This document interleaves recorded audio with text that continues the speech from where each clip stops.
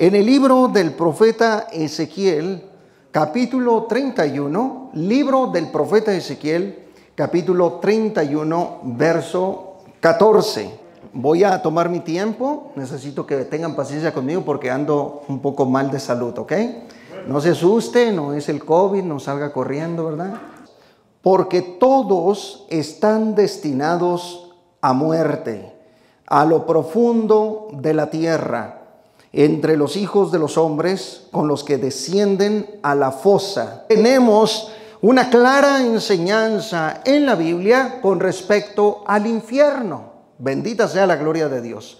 Por eso el tema de hoy le he puesto las profundidades del infierno. Vean esto, por favor. 6,000 kilómetros bajo tierra.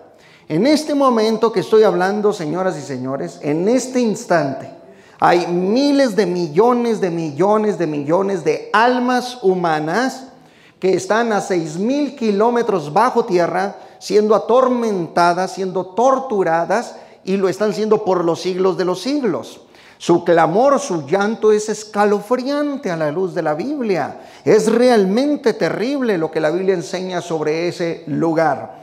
Entonces, cualquiera de los que habitan y de los que están en el infierno en este momento desearían con todo su ser estar llenando cada una de estas sillas desocupadas. Los hermanos que no asisten a la iglesia, que no se congregan, no saben lo que se pierden. No saben lo que se pierden.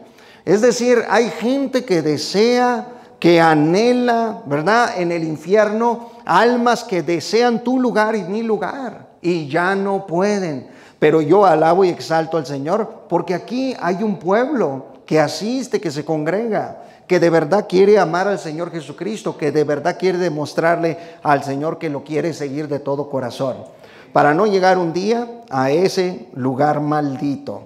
Bendita sea la gloria del Señor. Señoras y señores, miren, en 1936, grábese eso, los científicos, los geólogos, los sismólogos, en particular la danesa inglés Leckmann, ella hizo un descubrimiento escalofriante en el planeta Tierra. Esta científica, ¿verdad?, rastreó las ondas sísmicas que provenían de las profundidades de la Tierra. Los científicos no sabían que la Tierra, que el planeta, tenía un núcleo y que ese núcleo estaba compuesto de fuego, de lava. Era un ardor tremendo lo que estaba en ese núcleo. Los científicos antes de 1936 solo hipotetizaban, teorizaban, especulaban, mas cuando vino esta científica danesa, ella, rastreando las ondas sísmicas que viajan, ¿verdad?, a través de los terremotos de lado a lado del planeta Tierra, y que viajan las ondas sísmicas desde las profundidades de la Tierra, esta científica detectó que las ondas cambiaban, escuchen esto, cambiaban de velocidad. Desde entonces, atentos, los científicos, los geólogos, los académicos, los científicos se alertaron sobre esto, comenzaron a estudiar la Tierra, comenzaron a hacer experimentos, a rastrear las ondas sísmicas y entendieron y descubrieron con el puro rastro de estas ondas sísmicas, entendieron que en el núcleo de la Tierra o en el centro de la Tierra, en las profundidades del planeta Tierra, habitaba un núcleo. Ese núcleo estaba a unos 5,000 grados centígrados. Imagínense nada más, entre 5,000 a 6,000 grados centígrados, y tenía una profundidad, escuchen esto, de aproximadamente 6,000 kilómetros.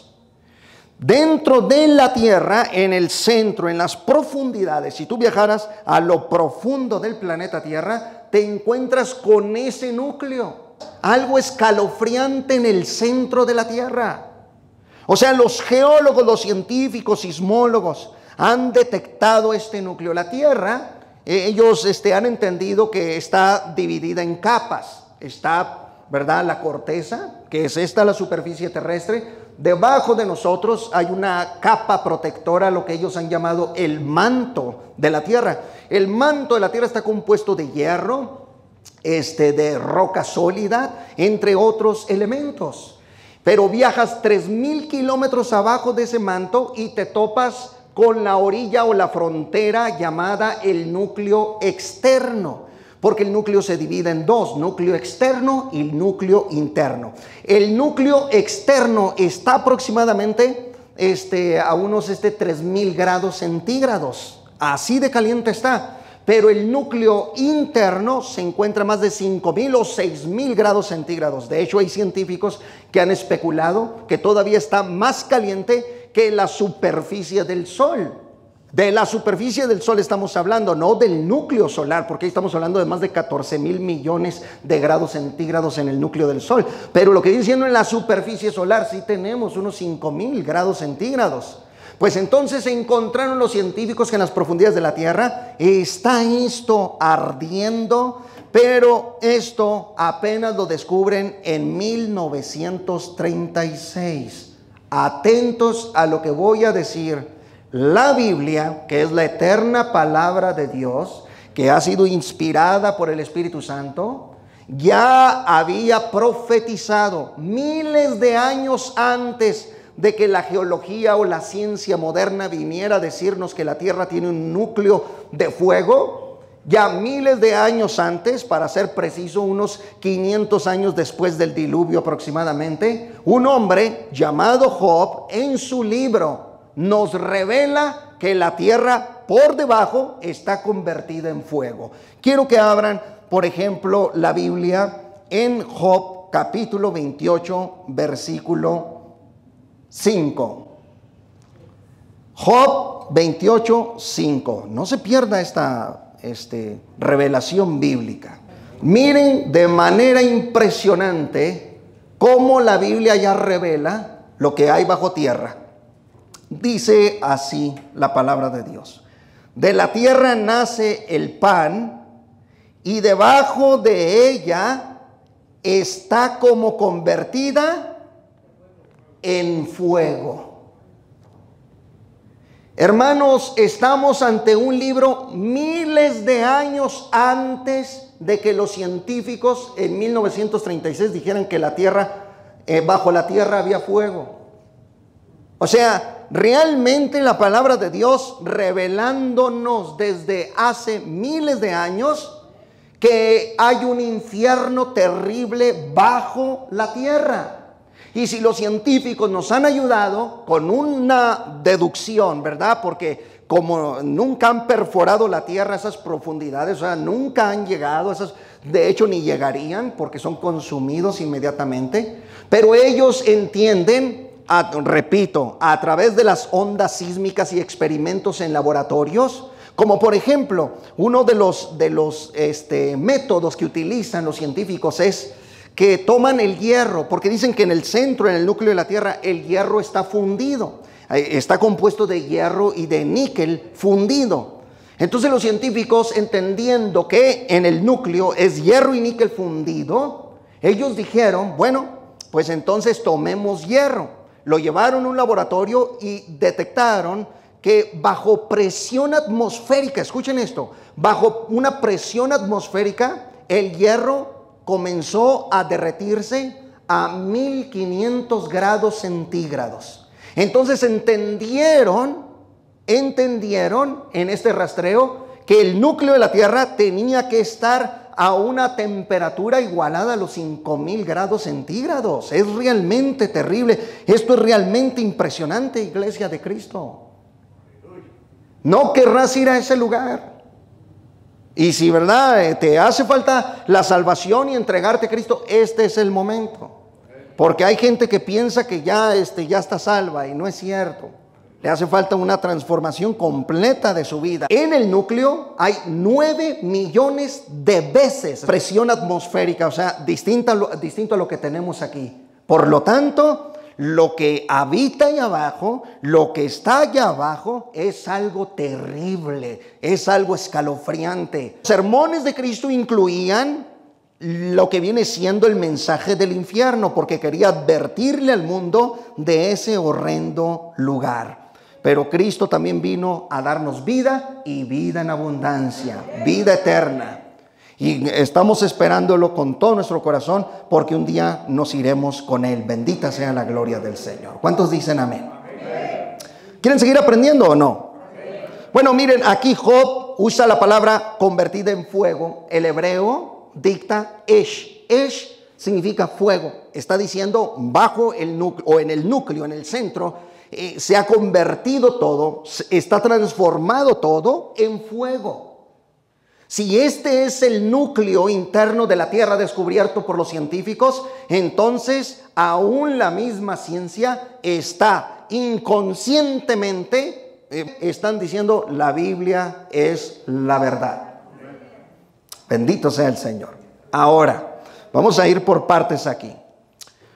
En hebreo, la palabra infierno, porque infierno la tenemos de infernos, del latín proviene la palabra infierno, pero en el hebreo del Antiguo Testamento, las expresiones que leímos en Ezequiel, las expresiones hebreas son 4 por lo menos que Ezequiel usa en lengua hebrea, y que estas 4 palabras se interrelacionan gramaticalmente en la lengua hebrea para significar una misma cosa, una región, un lugar bajo las profundidades de la tierra. Pero escuchen, hay 65 menciones de la palabra Sheol. Así se dice infierno en el hebreo, Sheol.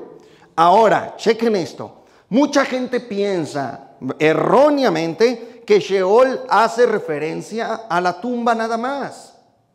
Que Sheol refiere a la tumba, sobre todo, ¿verdad? Las sectas creen eso, muchas sectas creen eso. Pero no, señores. Gramaticalmente en el hebreo estamos viendo más que un sepulcro, sino que las expresiones... Por ejemplo, en el verso 14 de Ezequiel, tengan ahí Ezequiel abierto, en el verso 14 donde dice, todos están destinados a la muerte, vean esta frase, a lo profundo de la tierra, a lo profundo de la tierra, ahí donde leímos en Ezequiel. En el verso 14, la palabra hebrea aquí, tahti, escuche bien lo que significa tahti, porque es importante que conozca esto. Este es un adjetivo femenino singular absoluto. Habla de lo siguiente en la gramática hebrea. Tahti significa profundidad de la tierra. Lo de más abajo, atentos, porque con esto se refuta una secta.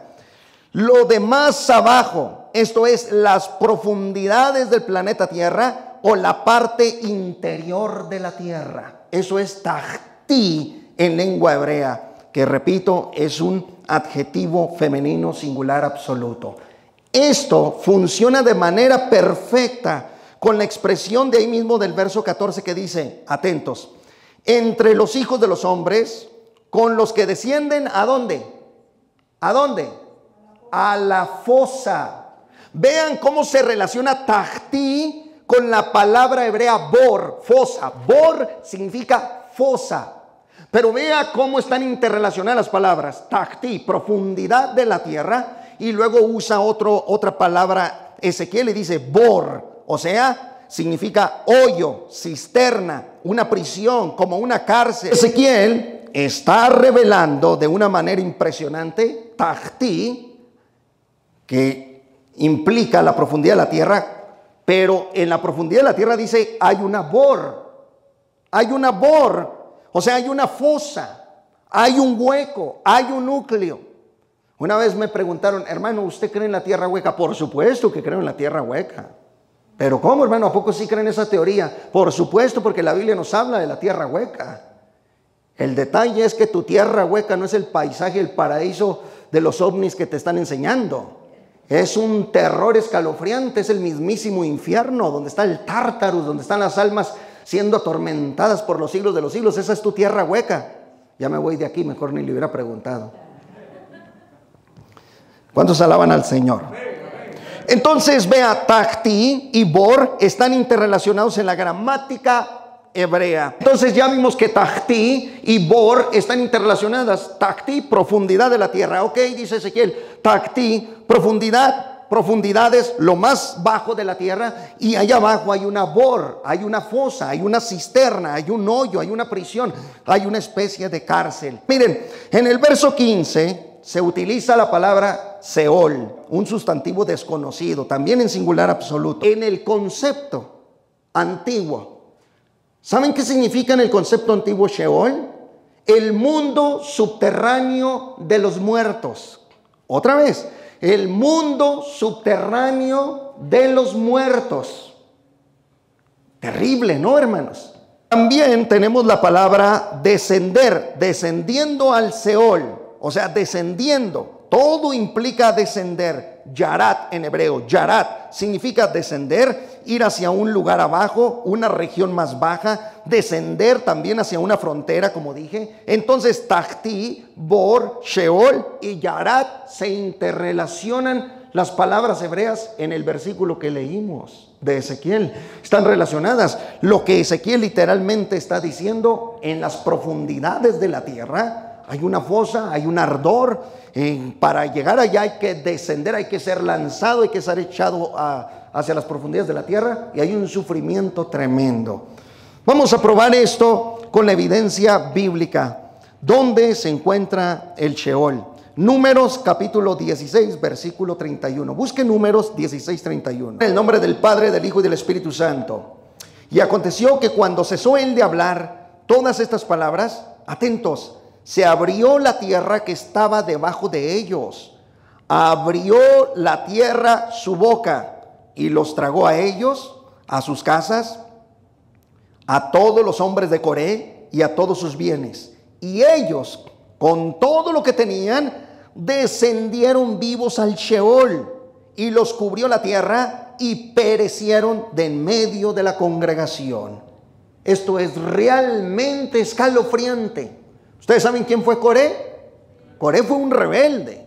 Él y su familia fueron rebeldes. Él y sus descendientes, sus familiares, se rebelaron contra Moisés, contra Moshe, el siervo de Dios. Se habían rebelado contra él. Estaban poniendo al pueblo en contra de Moisés, en contra del mismo Dios. Y entonces Dios se molesta por esto. Se enoja Dios por esto. Se abrió la tierra. Aquí la palabra abrió, patzá. Fíjense, patzá. Vean lo que significa. Se rasgó la tierra, se abrió como una boca que está lista para tragar o introducir algo. Aquí el suelo terrestre se abre bajo los pies de los rebeldes para hacerlos descender vivos al vientre de la tierra. ¿Cómo? Con cuerpo, alma y espíritu. Así descendieron a las profundidades de la tierra. Esos tipos, cuando iban a unos 3,000, cuando iban a una profundidad de unos 3,000 kilómetros, cuando iban cayéndose a una profundidad de 3,000 kilómetros, ahí ya empezaron a descarnarse sus cuerpos por el ardor del núcleo externo de la tierra, hasta que llegaron al núcleo interno, donde está la peor parte y el peor sufrimiento, que yo creo que hace referencia al Tártaro, porque el Tártaro es la parte de mayor sufrimiento en el infierno. Alaba a Cristo que Él viene pronto. ¿Está comiendo palabra de Dios? Si hacemos aquí un análisis del orden de las palabras, que en hermenéutica conocemos esto como léxico sintáctico, que quiere decir el orden adecuado o la sintaxis de las palabras. Esta palabra aquí, patzá, entonces estaría diciendo: se abre la tierra bajo esos rebeldes, se abre literalmente y caen de golpe, caen pero con impacto hasta la profundidad del Sheol. Se los tragó. ¿Con quién? Con toda su familia, con todas sus casas, con todos sus bienes. Y yo le hago una pregunta: ¿usted cree en la palabra de Dios? ¿De verdad cree en la palabra de Dios? ¿Usted cree que esto fue real? Entonces fue terrible. Imagínate ahí cayendo con todo y familia. Estamos hablando de un periodo antiguo testamentario. Sí, por supuesto, antiguo testamentario, pero el infierno no ha cambiado, sigue ardiendo y tragando almas. El infierno no se sacia, es insaciable, no respeta cultura, raza, idioma, color, se lleva al negro, se lleva al blanco, se lleva al brown guy, se lleva al que no se portó bien delante de Dios. Bendita sea la gloria de Dios por eso. Vamos a portarnos bien. Patzá entonces refiere, en el orden de las palabras hebreas, a que se rasga la tierra, se abre, como una boca que va a tragar y va a introducir algo a su vientre. Eso es patzá en hebreo. Se rasga, se traga vivas a las personas. Ese fue un castigo tremendo. Es tan terrible esto que Job de nuevo revela algo escalofriante del Sheol. Quiero que abran Job capítulo 10, versículo 21. Y yo quiero que noten cómo Job describe ese lugar terrible, espeluznante. Ay, Dios mío, nada más hasta de ver esta imagen que les aseguro ni se compara a lo que está aconteciendo ahí abajo. Y aquí miren, ignoramos los sermones, ignoramos las predicaciones, pensamos que es el culto y ya, ¿verdad? Ignoramos los cantos, llegamos, tomamos a juego las cosas de Dios, como que no nos importa. Pero cuando estés, Dios te libre, cuando estés en el lecho de muerte, porque llegará ese día, el hombre piensa en todo menos en el día de su muerte y de su partida. Te van a tamalear, te van a cafetear, te van a pupusar. Y cuando llegue ese momento, ahí gritarás en el lecho de muerte: ¿por qué no le hice caso a ese loco que estaba predicando sobre el infierno? Será demasiado tarde. Por eso la tercera persona de la Trinidad dice: si oyeres hoy su voz, no endurezcáis vuestro corazón, como lo hizo Israel en el desierto y perecieron. Ay, Señor. Job 10:21 revela cómo es ese lugar. Antes que vaya para no volver, noten, a la tierra de tinieblas, así le llama al Sheol, porque está lleno de tinieblas, y de sombra de muerte, tierra de oscuridad, lóbrega, como sombra de muerte y sin orden, y cuya luz es como densas tinieblas. 6 títulos le pone Job al infierno, al Sheol. Número 1, lo llama tierra de tinieblas, porque la oscuridad habita en ese lugar. Las almas están en unas tenebrosas tinieblas. Número 2, tierra de sombra de muerte. Así es el Sheol. Tierra de oscuridad, tierra lóbrega. Número 5, tierra sin orden. Número 6, tierra de densas tinieblas. ¿Quiénes van a ese lugar? Escuche por favor, ningún lavado con la sangre de Cristo irá al infierno, ninguno. Mira que Job nos registra 6 cosas que ocurren en el Sheol: tinieblas, sombra de muerte, oscuridad. Ahí las almas están maldiciéndose las unas a las otras. Maldicen a Dios, maldicen a la iglesia, maldicen las cosas santas, las cosas sagradas, maldicen todo. Aborrecen profundamente porque están enojadas, airadas, separadas eternamente de Dios. Son almas malditas. Están bajo la maldición de Dios en ese lugar. En el Salmo 9:17, apunta esos textos. Salmo 9:17. Vamos a ver quiénes se van a ir al infierno. ¿Quiénes se van a largar al infierno? Dígame. Salmo 9:17. Los malos serán trasladados ¿a dónde? Al Seol. ¿Quiénes serán trasladados al Seol? Los malos. Ahora, vean cómo se refuta una secta tan fácil. Aquellos que dicen que Seol solo se refiere al sepulcro. Vean cómo se refuta. Si la Biblia dice los malos irán o serán trasladados al Seol, y si el Seol se refiere nada más a la tumba o al sepulcro, entonces los buenos no mueren y los buenos no van al sepulcro. ¿Ya se fijó? Qué fácil se refutó esa idea. Por supuesto que Seol no refiere a la tumba, se está refiriendo al lugar de tormento. Por eso dice el salmista: los malos se irán al Sheol para ser atormentados, porque los justos, aunque mueran, tienen la promesa de la resurrección de vida eterna, que es en Cristo Jesús, Señor nuestro. Y aquí hay una listita tremenda en Apocalipsis 21:7. Una vez en el Sheol, una vez que alguien cae al Sheol, no puede salir.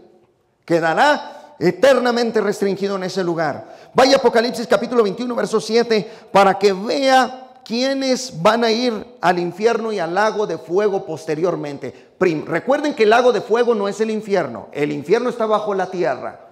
El lago de fuego es un lugar de tormento futuro. No sabemos dónde está. Los teólogos especulamos que se encuentra en una región del universo. Es todo lo que podemos decir. Apocalipsis 21:7, ¿lo tiene? El que venciere heredará todas las cosas, y yo seré su Dios, y él será mi hijo. Pero los cobardes, incrédulos, abominables, homicidas, fornicarios, hechiceros, idólatras, mentirosos tendrán su parte en el lago que arde con fuego y azufre, que es la muerte segunda. Bendita sea la palabra de Dios. Esta es la lista de todos los que se van a ir al infierno. ¿Quiénes, pastor? Los cobardes. ¿Quiénes son esos? Los traicioneros del evangelio de la cruz de Cristo. Todos esos cobardes, todos esos, ¿verdad?, que traicionaron al bendito Hijo de Dios, como lo hizo Judas con un beso. El Iscariote le dio la espalda y se fue a las profundidades del Sheol. Los incrédulos, aquellos de: yo no creo en el cielo, yo no creo en el infierno, a mí no me importa esto, a mí no me importa lo otro. Sigue cuestionando esas cosas. Deja que tu raciocinio, distorsionado por causa del pecado, cuestione y contradiga todo lo que diga la palabra de Dios. Al final de tu vida responderás delante del Rey de Reyes y Señor de Señores. Alaba a Cristo, que Él viene pronto. Síguete burlando. Y los incrédulos, los abominables. Los abominables son los inmorales, la gente perversa, la gente que estuvo con un pie adentro y otro afuera, que vivía una vida inmoral, una vida de pecado, que ocultaba sus pecados. Por eso está escrito: el que confiesa su pecado alcanzará misericordia, pero el que lo esconde, en el infierno te hará chicharrón. Los homicidas, los fornicarios, los hechiceros. Sigue, ¿verdad?, echando humo, avienta hierba y lo que quieras. Sigue adivinando, vaticinando el futuro. Viola la palabra de Dios como hechicero. Idólatras, mentirosos, todos tendrán su parte en el futuro lago de fuego. Porque una vez que sean sacados todos del núcleo de la tierra, todos los impíos serán llevados, trasladados y van a ser fusionados. Dice: el Hades mismo se va a fusionar en el lago de fuego, y ahí estarán por los siglos de los siglos. Bien, el Sheol o Hades en la Biblia es descrito con portones. O sea que una vez que tú perforas la tierra, vas profundizando, llegas al límite, a 3,000 kilómetros de profundidad, donde está el manto externo. Cuando tú vas llegando ahí, luego entras, traspasas eso, otros 3,000 kilómetros de profundidad, llegas y te topas, ¿sabes con qué? Con unos portones gigantescos. Las puertas del infierno que dan la bienvenida al impío, al abominable, al hechicero, al fornicario, al incrédulo y a todos aquellos que aman la mentira. Y pastor, es que esas expresiones son figurativas. Bueno, usted interprete figurativamente. Llega a interpretar figurativamente la palabra puertas, usted está obligado a interpretar todo el infierno figurativamente. Por lo tanto, no sería literal. Alaba a Cristo. Hay portones una vez que atraviesas el manto terrestre, el núcleo externo, y llegas al núcleo interno. Hay unos portones enormes. Quiero que vayan a Mateo capítulo 16, verso 18. Y Cristo le dice así a Pedro: yo también te digo que tú eres Pedro, y sobre esta roca edificaré mi iglesia. Y las que... Entonces el Sheol, el Hades, que es lo mismo Sheol y Hades. Hades es en griego, Sheol en hebreo. Entonces el Sheol tiene puertas. Cuando va llegando un alma impía, las puertas tenebrosas, llamaradas de fuego, fuego ardiendo, el esh, refulgentemente, se abre aquello y te traga el Sheol. Introduce al alma humana, la cual es atormentada por siempre. Si el griego pulé aquí significa portones, y portones son más que puertas, ¿cierto? Por puertas entendemos un tamaño considerado, pero portones ya estamos hablando de algo dimensionalmente grande. El griego pulé, aquí Cristo dice pulé, Hades, o sea, puertas del Hades. Dice, no prevalecerán contra la iglesia. Hermanos, el griego es delicioso, porque el griego dice que la iglesia está en la superficie, en la corteza de la tierra. Y el griego dice así, estas palabras de Cristo dice así: las puertas del Hades están por debajo de ti, iglesia, pero esas puertas no tienen la suficiente fuerza para llevarte a ti hacia abajo. Está poderoso el griego, pero no solamente hay griego, también hay hebreo. Y la palabra sha'ar en Isaías 38:10, rápido, Isaías 38:10. Yo dije, a la mitad de mis días iré a las ¿qué? ¿Puertas de qué? Del Sheol. Privado soy del resto de mis años. Así dijo el rey Ezequías. Pero quiero que notemos esta palabra. Puertas en hebreo es sha'ar. Y sha'ar, ¿sabe qué significa? Habla de portones o puertas de una ciudad enorme. O sea, sha'ar contiene la idea de puertas de una ciudad. Estamos hablando de unos portones enormes, grandes. Ahora bien, los malvados que van a las profundidades del Seol, ahí, ¿qué es lo que sucede? Una vez que el alma del pecador deja este cuerpo mortal, atentos a lo que voy a decir, porque esto está terrible, esto es escalofriante. Deja este cuerpo, una vez que sale del cuerpo, es llevada a las profundidades del Sheol por causa de su pecado, por causa de no haberse arrepentido. Es llevada a las profundidades, y cuando va a entrar al Sheol, ¿saben qué es lo primero que le entregan? Un cuerpo descarnado y putrefacto. Marcos 9:43. Aquí Cristo va a codificar la palabra cuerpo en lo siguiente. Dice: si tu mano te fuere ocasión de caer, córtala. Mejor te es entrar en la vida manco que teniendo dos manos ir al infierno, al fuego que no puede ser apagado. Escuchen esto: donde el gusano de ellos no muere. Otra vez, donde el gusano de ellos no muere y el fuego nunca se apaga. La palabra gusano, no piensen en un gusanito, ¿verdad? Que ya anda. Piensen en un gusanito, donde el gusano no se limitan mentalmente, es lo que quiero decir. No perciben no detectan el lenguaje codificado del Salvador. Note que el Señor dice, donde el gusano de ellos no muere. Está prácticamente Cristo revelando que en el infierno recibirán un cuerpo con apariencia de gusano. Un cuerpo putrefacto. El cuerpo mismo es el gusano apestoso hediondo. Y ese cuerpo es el que recibirá mediante los sensores del alma humana los tormentos en el infierno. Está profetizado en Isaías 66:24. Ábrale ahí, por favor. Isaías 66:24.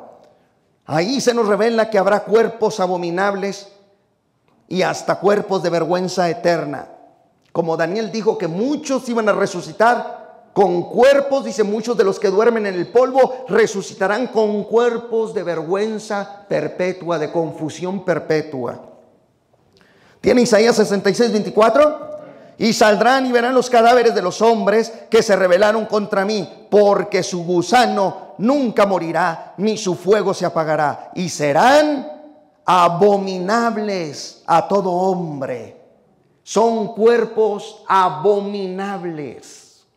Creemos que se les da un cuerpo a los espíritus y a las almas que van al infierno para recibir los castigos. Cuerpos pero putrefactos, contrarios a la incorruptibilidad, son cuerpos corruptos, contrarios al aspecto glorioso de los cuerpos de la iglesia. Estos son cuerpos abominables, agusanados. No piensen gusanos, literalmente el propio cuerpo es putrefacto, capaz de resistir las llamaradas de más de 5,000 grados centígrados. ¿Y Dios no tiene el poder acaso de hacer eso? Tiene el poder de otorgarles ese tipo de cuerpo gusano. Yo le llamo cuerpo gusano. No querrás uno de eso. Bendito sea el Señor para siempre. Le voy a probar con otro texto que en las profundidades del Sheol hay este tipo de cuerpos. Lucas capítulo 16, 19. Antes de leer Lucas 16, la historia del rico y Lázaro, por favor, hermanos predicadores, atentos los hermanos que predican, que están en las clases de hermenéutica y todo. Por favor, atentos, jamás cometa el error de decir que esto que vamos a leer es una parábola. No cometa ese error, porque un error como esos cuesta en la doctrina del infierno. Nos cuesta mucho y la gente se puede llevar un falso concepto. No es una parábola, esta es una historia real contada por Cristo. Alaba al Señor. Lucas 16, 19. Aconteció que murió el mendigo y fue llevado por los ángeles al seno de Abraham, y murió también el rico y fue sepultado. Y escuchen, y en el Hades alzó, tiene ojos. ¿Cómo le hizo para tener ojos si su cuerpo fue sepultado en la superficie de la tierra, en el sepulcro? Pero luego en el Hades abre sus ojos. ¿Cuáles ojos? Los cuerpos tienen ojos. Alaba a Cristo. Estando en tormentos, y vio de lejos a Abraham y a Lázaro en su seno. Entonces él, dando voces, dijo: Padre Abraham, ten misericordia de mí y envía a Lázaro para que moje la punta de su dedo en agua y refresque mi lengua, porque estoy atormentado en esta llama. En este texto tú tienes un cuerpo que tiene ojos siendo atormentado, un cuerpo que da voces, o sea, tiene cuerdas vocales, un cuerpo que tiene lengua, que sensorialmente siente la sed y que es atormentado en una llama de fuego. Alaba a Cristo que Él viene pronto. Y tú interpretas que ojos, lengua, dedos y este tipo de lenguaje lo interpretas figurativamente, entonces todo el pasaje es figurado y entonces jamás el infierno es real, sino que es una figura nada más usada por Jesús para hablar de un cierto tormento que no existió, de un cierto rico que tampoco existió, de un cierto Lázaro que tampoco existió, un cierto Abraham que tampoco existió. ¿Ve el error que comete? No, esto es literal. Y es una historia verídica. Jamás las parábolas comienzan así, jamás. Búscale en todas las parábolas, jamás comienzan: había un hombre. Jamás. Y este lenguaje desde el verso 1 dice: había un hombre que se vestía de púrpura. Eso, había un hombre, refiere a una historia real. Alaba a Cristo que Él viene pronto. Aleluya. Miren, este rico está vivito y coleando. Atentos a lo que voy a decir, iglesia de Cristo, porque todavía tenemos hermanos que son adventistas aquí. ¿Cuántos son adventistas? Todos son hermanos sabatistas aquí. Yo los oigo desde aquí, dicen muchas cosas. Y son adventistas. Salen con una doctrina de que el alma está dormida una vez que muere. Y todavía hay evangélicos que no entienden bien sus doctrinas. Atención, iglesia de Cristo, despierta ya despierta en la doctrina bíblica. En cuanto mueres, tu alma, tu espíritu sigue despierto, activo, dinámico. Este rico no estaba dormido. Este rico no estaba echándose un sueñito de alma, como dicen los adventistas, el sueño del alma. Quieren decir que cuando muere una persona queda inconsciente o dormida hasta que supuestamente llega una resurrección y entonces despierta. No. Esa no es la doctrina evangélica protestante. Esa no es. Si alguien le enseñó así, ese pastor se equivocó. Lo digo con toda la responsabilidad y toda la autoridad que me es dada por la palabra de Dios. Están equivocados todos los que hablan así. No, señores. Este rico, dice, murió y fue sepultado. Verso 23. Y en el Hades estaba dormido y nada sentía y no vio nunca a Abraham. ¿Así dice? No, dice, en el Hades alzó sus ojos. O sea, estaba consciente, estaba activo, estaba completamente dinámico. Y miren lo que dice, dando voces, verso 24, dijo, Padre Abraham.